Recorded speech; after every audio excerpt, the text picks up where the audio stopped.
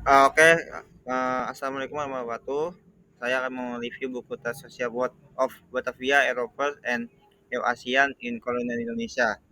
Di mana ini dan saya juga menggunakan saya Arab Sulana 228824 Nah ini coach dan ya menulis itu Dian Gelma Taylor gitu.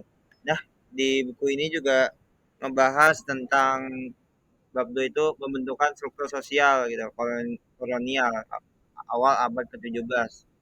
Bab ini juga yang berjudul Growth of Settlement Sosial gitu.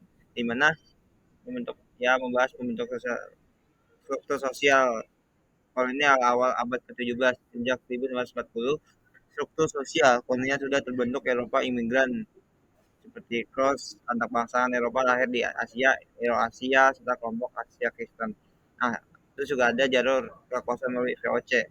VOC menjadi pusat segala akses kekayaan. Dan ya, mereka melakukan perdagangan ilegal karena gaji pegawainya rendah. Terus juga ada perubahan politik dan mengisi jabatan tinggi, yang dimana itu eh, pengalaman-pengalaman di Asia sehingga kekuasaan semakin lokal dan terikat pada pria bukan hanya Belanda. Terus juga ada bab 3 itu The Web of Colonial Syndicate Batavia and Improvement Insecurity, di mana Batavia sebagai kota megah sekaligus berbahaya. Ini awalnya di dalam buku ini menggambarkan Batavia sebagai yang megah, dan namun realitasnya wabah malaria, kolera, tifus itu menjadi terburuk, membuat Batavia itu dijulukin oleh sebagian orang Eropa. Terus juga ada migrasi ke pedesaan, di mana akhirnya budaya Eurasia. Akhirnya POC mulai pindah ke pedesaan, membangun perkebunan, dan dia malah besar. Di sanalah tumbuh budaya hibrid Eropa Asia yang khas. Dan hilangnya komunitas etnis lama gitu.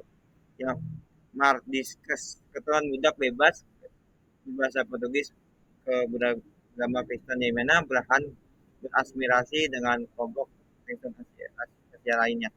Terus juga bahasa kehidupan sehari-hari itu. Batavia adalah kota multibahasa, ada yang Portugis, Melayu, Melayu Rendah, Belanda, jadi kan bersamaan. Dan pola hidup sosial budaya nyata, kehidupan sosial didominasi oleh pesta pernikahan yang besar, upacara keagamaan Kristen, identitas Indis, yang muncul gaya hidup campuran Eropa dan Asia. Dan bangunan pun ada di situ. Terus juga dan fokus pada faktor sosial dari atas proses dari elit.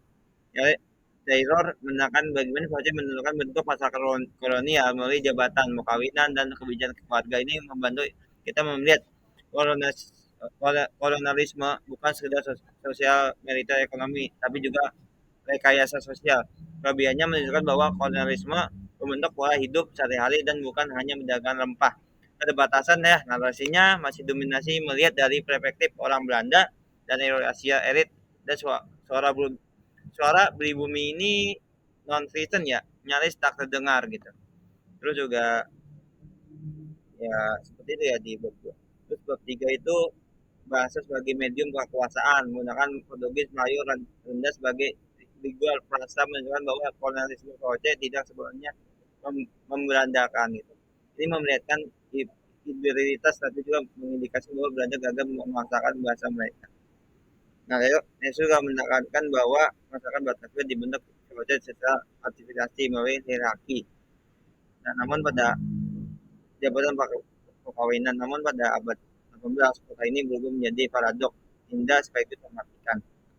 Terus ya menurut saya kota ini emang bukan sekedar kolonialisme ya, tapi juga begitu glamor dan dari hal yang luar biasa, yang ya banyak nilai-nilai budaya yang unik, tapi di dalamnya itu terus mengeksplorasi dan kelimpangan sosial itu ada di dalam kota-kota itu seperti Jakarta gitu, yang banyak gedung-gedung nyata masih ada rumah-rumah yang itu. Terus juga kesimpulannya itu Batavia pada abad ke-17 hingga 18 menunjukkan dinamika kolonial yang kompleks, dan tatanan sosial VOC berbentuk hierarki buatan, sementara realitas kota menghadirkan paradok antara kemegahan, penyakit, dan lainnya budaya Eurasia. Sekian, terima kasih.